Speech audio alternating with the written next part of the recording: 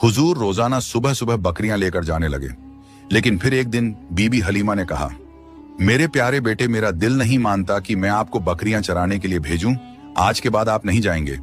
और उसी वक्त बीबी हलीमा का एक बेटा भागता हुआ आया और बोला, अम्मा, हमारी एक बकरी को एक बड़ा सा शेर उठा ले गया।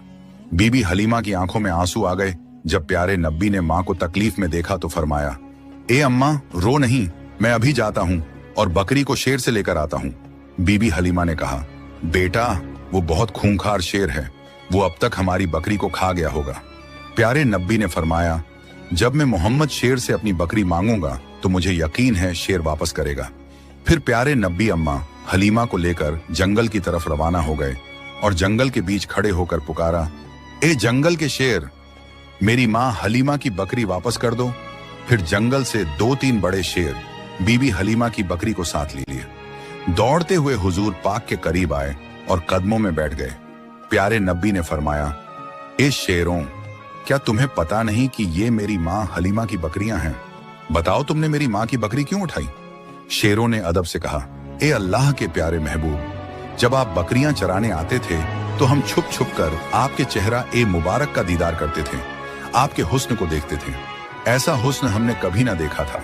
लेकिन जब आप 3 दिन तक बकरियों को लेकर नहीं आए तो हम सब बेचैन हो उठे। फिर हमारे बड़े शेर ने हमसे कहा, अगर प्यारे नब्बी का दीदार करना है तो बीबी हलीमा की बकरी उठा लो या मोहम्मद सल्लल्लाहु अलैहि वसल्लम। बहाना तो बकरी का था, पर असल में आपके जलवे को आंखों से देखना था। आप सल्लल्लाहु अलैहि वसल्लम ने शेरों को प्यार से देखा और बकरी लेकर वापस घर आ गए। जब इस मौजे का लोगों ने सुना तो हर तरफ शोर उठ गया कि हलीमा का 3 साल का बेटा शेर से बकरी वापस ले आया। वो सब ताज्जुब में थे कि ये कोई आम इंसान तो कर नहीं सकता।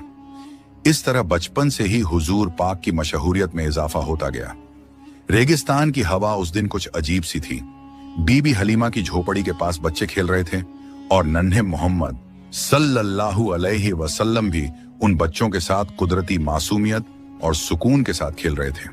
अचानक खेलते खेलते आपका चेहरा सफेद पड़ गया और आप जमीन पर गिर पड़े। आसमान से 2 फरिश्ते उतरे। उनके हाथों में चांदी का तसला था जो बर्फ और झमझम के पानी से भरा हुआ था। उन्होंने हुजूर को उठाया और नरमी से लिटाया और आपका सीना ए मुबारक चीर दिया। बच्चे दौड़ते हुए बीबी हलीमा के घर की तरफ भागे और चीखते हुए बोले, मोहम्मद के साथ अजीब वाकया हुआ है। बीबी हलीमा और उनके शौहर हारिस दौड़कर वहां पहुंचे। उन्होंने देखा कि नन्हे मोहम्मद जमीन पर लेटे हैं।